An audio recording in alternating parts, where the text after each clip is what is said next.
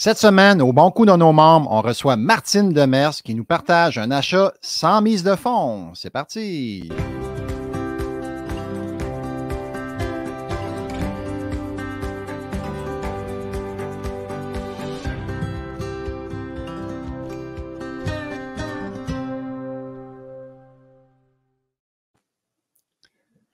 Bonjour à tous, Yvan Cournoyer, investisseur et président du CIQ. Très content d'être avec vous pour cet autre épisode des Bons Coups de nos membres et on a la chance de recevoir Martine Demers qui est très active sur les réseaux sociaux. Entre autres, on peut la suivre sur TikTok. Elle est très active également comme investisseur immobilier.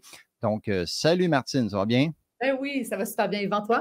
Ça va de mieux en mieux. Merci beaucoup d'être là. C'est très, très gentil de ta part. Et tu vas nous parler aujourd'hui de ton achat sans mise de fonds.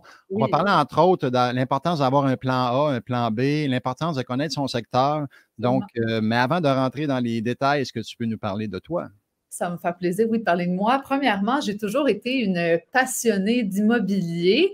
Vraiment, cette passion-là vient de mon enfance. J'avais une amie qui avait un père investisseur, puis ça m'a toujours vraiment rendue très, très, très curieuse.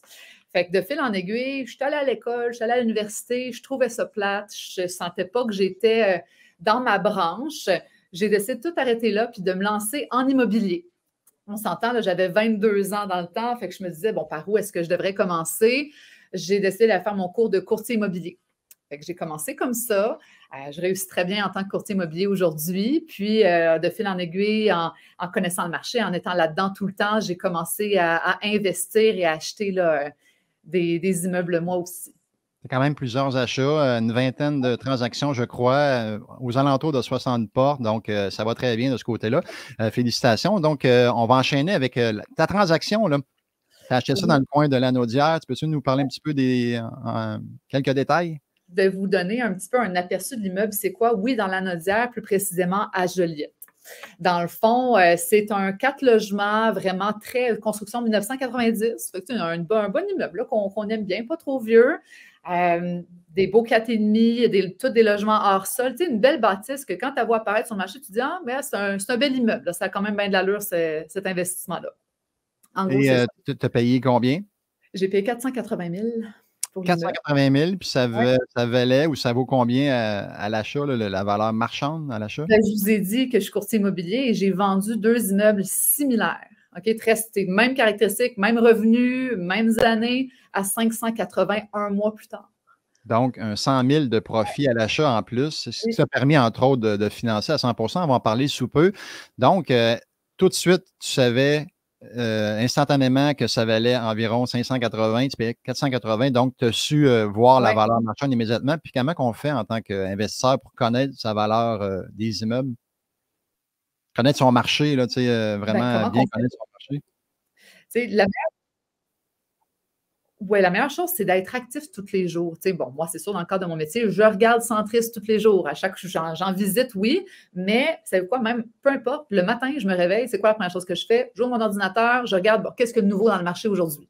C'est pas parce que je suis courtier immobilier que je fais ça parce que je veux savoir c'est quoi qui se passe dans mon coin. Tu sais, qu'est-ce qui se met à vendre? Qu'est-ce qui se vend pas? Ça arrive moins ces temps-ci, mais ça arrive. Qu'est-ce qui se vend? Puis à combien ça se vend? Tu sais, fait que quand je vois des immeubles qui sortent, je me dis, ah, ben, tabarouette, lui, c'est intéressant, il me semble qu'il n'est pas cher, je vois un petit peu l'engouement, même si je ne fais pas une offre dessus, je le suis. Fait qu'en bout de ligne, quand je fais ça tous les jours, je le sais, qu'est-ce qui vaut quoi, qu'est-ce qui est un bon deal, qu'est-ce qui est moins bon. Fait que quand ça sort à vendre, je suis capable de bouger rapidement parce que je vois l'immeuble, je vois le prix, puis je sais tout de suite si c'est bon ou pas. Excellent. Fait que ceux qui ne sont pas courtiers ont accès à Centris, mais pour avoir les vendus, idéalement, demandez à un courtier pour qui vous envoie les vendus du secteur depuis pas trop longtemps. Puis ça va vous donner une bonne idée de la valeur marchande d'un immeuble dans le secteur. Donc, merci beaucoup, Martine, de ça. Donc, là, tu achètes un immeuble 480 qui vaut 580. Comment tu finances ça à 100 cet immeuble-là? Ben, j'ai passé par un prêteur privé.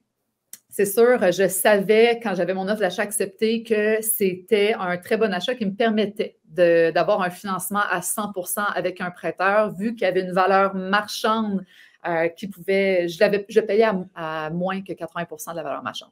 Okay? J'avais des comparables qui le justifiaient. Donc, je savais que j'avais des prêteurs pour ça.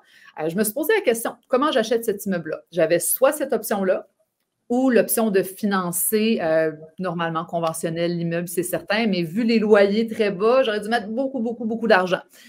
Donc, bref, j'ai opté pour l'option du prêteur privé. Je l'ai appelé, ça n'a pas été long. Il est venu voir l'immeuble, j'ai envoyé mes comparables. Il a dit, let's go, parfait, je te le finance à 100 %. Donc, tu as su démontrer que tu avais une belle transaction entre les mains. C'est pour ça qu'il a accepté de financer à 100 %. Les conditions, ça ressemble à quoi, les conditions de prêt? Les conditions de prêt, c'est un 12 % d'intérêt plus 3 % d'ouverture de dossier. Donc, à 12 on ne garde pas ça trop longtemps. Donc, tu as sûrement une stratégie. On a quoi comme stratégie? Plan A, plan B avec cet immeuble-là? Exact. C'est sûr qu'on ne garde pas ça trop longtemps. Là, maintenant, les loyers aident à le payer, le prêt, mais ça ne paye pas tout, je vous le confirme. Donc, il faut avoir une stratégie quand on opte pour une façon de financer comme ça. Moi, ce n'est pas compliqué. Pourquoi c'était un bon achat aussi, c'est qu'en faisant mes vérifications, après avoir une offre d'achat acceptée, je me suis vite rendu compte que pas un locataire, mais les 4 locataires ne respectaient pas leur baux. OK? Fait que tout de suite, on voit qu'il y a quelque chose à faire là-dedans. OK? Bon, fait que de fil en aiguille, mon objectif, c'est sûr, c'est d'augmenter les loyers, de faire un turnover quelque part, de faire du changement, de rénover et de louer à la juste valeur marchande actuelle, les logements. Pour l'instant, ça va bien. Tu vois, j'ai déjà un locataire qui a quitté, ça fait même pas un mois que la transaction est faite. OK?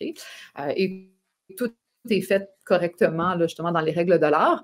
Alors, le but, c'est d'optimiser l'immeuble, bien entendu, et de refinancer le plus vite possible conventionnellement là, avec notre institution financière pour rembourser le prêteur. C'est le plan A, excellent. Puis si jamais ça ne se passe pas comme prévu, qu'est-ce qu'on fait comme plan B? Ben, le plan est supposé marcher. Il n'y a pas de raison que ça ne marche pas jusqu'à présent. T'sais, les chances sont minces, mais quand même, on se dit, tabarouette, admettons là, que c'est difficile, que personne ne s'en va. Ben, c'est sûr, soit que je refinance quand même conventionnel, je finis par mettre ma mise de fonds, puis non, ça va être un moins bon deal, puis j'aurais payé des frais de prêt privé pour rien. Ça n'arrivera pas là, mais sinon, c'est pas compliqué. Je vends l'immeuble, je revends l'immeuble, j'encaisse mon profit, je vais avoir un moins gros profit à cause qu'il va y avoir des frais d'intérêt de prêt privé là, qui vont être passés là-dedans. Mais le profit reste intéressant vu qu'il y a quand même eu un gain à l'achat de 100 000 là, au moins. D'où l'importance de faire son profit à l'achat. Ça nous donne du jeu. Si jamais ça ne se passe pas comme prévu, on peut revendre puis encaisser une partie du profit qu'on a fait à l'achat. Excellent, excellent. Donc, on poursuit. C'était quoi la motivation du vendeur de vendre 100 000 en bas de ce que ça vaut? Pourquoi il vendait moins cher que le marché? Une méchante bonne question. En toute honnêteté, je ne lui ai pas posé. Hein? On s'entend, je ne lui ai pas dit hey, pourquoi tu ne vas pas ça cher? Mais en parlant, là, papa Jazz, j'ai cru comprendre qu'il y avait d'autres projets devant lui, des projets immobiliers un peu plus importants. Et il voulait le décaisser, lui, de son côté. J'imagine qu'il ne s'est pas posé plus de questions qu'il faut. OK. Il voulait une transaction facile, par contre. Oui, puis peut-être qu'il y avait un autre projet plus intéressant. Des fois, les vendeurs sont motivés, pas nécessairement parce qu'ils sont mal pris, mais ils ont de quoi de plus intéressant. Ils veulent récupérer leur argent, leur bille, comme on dit, pour aller faire un autre projet plus rentable. Ils sont rendus ailleurs dans leur carrière. Donc, une motivation du vendeur n'est pas toujours un vendeur mal pris financièrement. Exact. Donc, puis, ce que j'ai fait, ce que je peux peut-être partager aussi, reste que l'immeuble est sorti, il n'y avait pas de consigne par rapport à des dépôts d'offres ou quoi que ce soit, ce qu'on voit beaucoup depuis 2 ans. Donc, j'ai appelé le courtier, j'ai fait mon offre d'achat. Tout de suite, le lendemain matin, j'avais une réponse. Pourquoi? Parce que, bon, premièrement, j'ai donné un prix quand même intéressant. Il a fini par se vendre un peu plus au-dessus de le prix demandé. Il demandait 450. Il y a eu 3 offres dessus, quand même. En même pas... le soir, j'ai fait l'offre. Le lendemain matin, c'était répondu. Fait que ça s'est fait très vite. Pourquoi mon offre est intéressante? Premièrement, c'est un achat comptant en prêt privé, pas mal assuré. J'avais tout expliqué comment ça marche. J'étais très rassurée à ce niveau-là. Et j'avais juste mis une condition de visite des lieux. Je n'ai pas mis d'inspection, mais je suis allée sur place voir les logements avec mon inspecteur. Puis on a fait ça super vite. J'avais dit, garde, en 3 jours, ça va être fait. Là. Fait que j'ai fait ça vite. J'ai levé toutes mes conditions. En 3 jours, l'immeuble était vendu. Très bon point. Tantôt, tu as soulevé qu'il voulait une transaction facile. Quand c'est trop compliqué, s'il y a 26 clauses qui nous protègent, puis ça devient complexe, le vendeur, des fois, il n'est pas toujours enclin à embarquer dans la transaction. Donc, bravo. Très inspirant, Martine. Félicitations. Peut-être un petit conseil à nos auditeurs avant d'y aller avec le mot de la fin? Ben, en fait, c'est soyez proactifs, soyez alerte à ce qui sort sur le marché. C'est pas vrai que des deals, il n'y en a plus. J'en vois régulièrement sortir sur le marché. Il faut juste être plus vite que les autres, être plus vite sur la gâchette, puis penser à faire des offres rapides et intéressantes pour les vendeurs, puis on peut faire des bons achats. C'est très, très bien dit. Ouais. J'espère qu'on va se revoir bientôt pour un autre de tes bons coups, peut-être? Ça serait le fun. J'aimerais ça. Je te le souhaite. Donc, merci beaucoup, Martine, d'avoir été là. Donc, continue d'être go, go, go, d'être aussi inspirante. Je te suis régulièrement sur les réseaux sociaux. Très intéressant de te voir aller. Donc, merci beaucoup d'avoir été là. On se revoit sous peu pour un autre bon coup de nos membres. Donc, d'ici là, merci beaucoup. Puis, go, go, go à tous. Bonne journée.